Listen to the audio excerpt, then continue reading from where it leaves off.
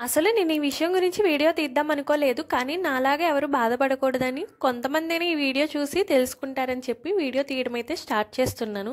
అప్పటికి మా హస్బెండ్ చెప్తూనే ఉన్నారు, కానీ నేనే వినిపించుకోలేదు. చెవిటోడు ముందు శంఖం ఊదిన ఒకటే అన్నట్టు చేశాను. ఇప్పుడైతే నేనే కొంచెం ఫీల్ అవ్వాల్సిన పరిస్థితి వచ్చింది. మనకి యూట్యూబ్లో 4000 వాచ్ అవర్స్ కంప్లీట్ అవ్వాలి కదా మానిటైజేషన్కి. సో నేను 4000 వాచ్ అవర్స్ కంప్లీట్ అవ్వాలన్న టార్గెటే పెట్టుకున్నాను. కానీ అది ఓన్లీ లాంగ్ వీడియోస్ వల్ల అవుతుంది అన్న విషయం తెలియలేదు. మనం వైటీ స్టూడియోలో ఓపెన్ చేయగానే ఇంటర్ఫేస్లో మనకైతే వాచ్ అవర్స్ కౌంటింగ్ చూపిస్తారు. నిన్న మాది 4000 అయితే కంప్లీట్ అయింది. కానీ నాకు మానిటైజేషన్కి అప్లై చేసుకోవడానికి అయితే కుదరట్లేదు. అప్పుడు ఒకసారి నేను యూట్యూబ్లోకి వెళ్ళి సెర్చ్ చేస్తే 4000 వాచ్ అవర్స్ అన్నది ఓన్లీ లాంగ్ వీడియోస్ వల్లే వస్తుందని చెప్పారు. అప్పుడు మనీ ఎర్న్ చేసే దాంట్లోకి వైటీ స్టూడియోలోకి వెళ్ళి చూస్తే అక్కడ నాకు 4000 వాచ్ అవర్స్ దగ్గర 0 పబ్లిక్ వాచ్ అవర్స్ అన్నది ఉంది.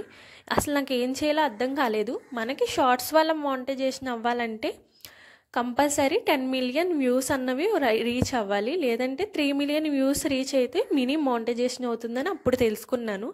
ఎవరైనా కొత్తగా యూట్యూబ్ స్టార్ట్ చేస్తుంటే ఫస్ట్ ఇవన్నీ తెలుసుకున్నాక స్టార్ట్ చేయండి. నాలాగా మధ్యలో తెలుసుకుని ఇంత కష్టపడిన ఫలితం లేదేంటా అని బాధపడొద్దు. ఇక్కడైతే మా బాబుకి హెల్త్ అయితే బాగాలేదు. సో హాస్పిటల్కి అయితే తీసుకెళ్ళాము. ఇప్పుడు మనకి ఫ్రీ బస్ పెట్టారు కదండి. ఫ్రీ బస్ అయితే వెళ్ళేటప్పుడు బాగానే ఉంది, కానీ వచ్చేటప్పుడు చాలా రష్గా ఉంది. చాలా ఇబ్బంది పడ్డాము.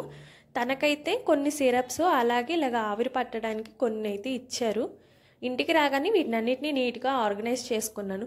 పిల్లోడికి బాగోపోయిన వీడియోలు అవసరమా అనుకోవచ్చు. పిల్లోడికి బాగోనప్పుడు మనం ఇంట్లో పనులు ఎలా చేసుకుంటామో నేను కూడా తనని పడుకోబెట్టి తనకు ఇబ్బంది కలగని టైంలోనే ఎడిటింగ్ చేసుకుని నేనైతే వీడియోస్ అప్లోడ్ చేసుకుంటున్నాను. ఇప్పటివరకు వీడియో చూసారా? నచ్చితే సబ్స్క్రైబ్ చేసుకోండి, అలాగే లైక్ ఇవ్వండి.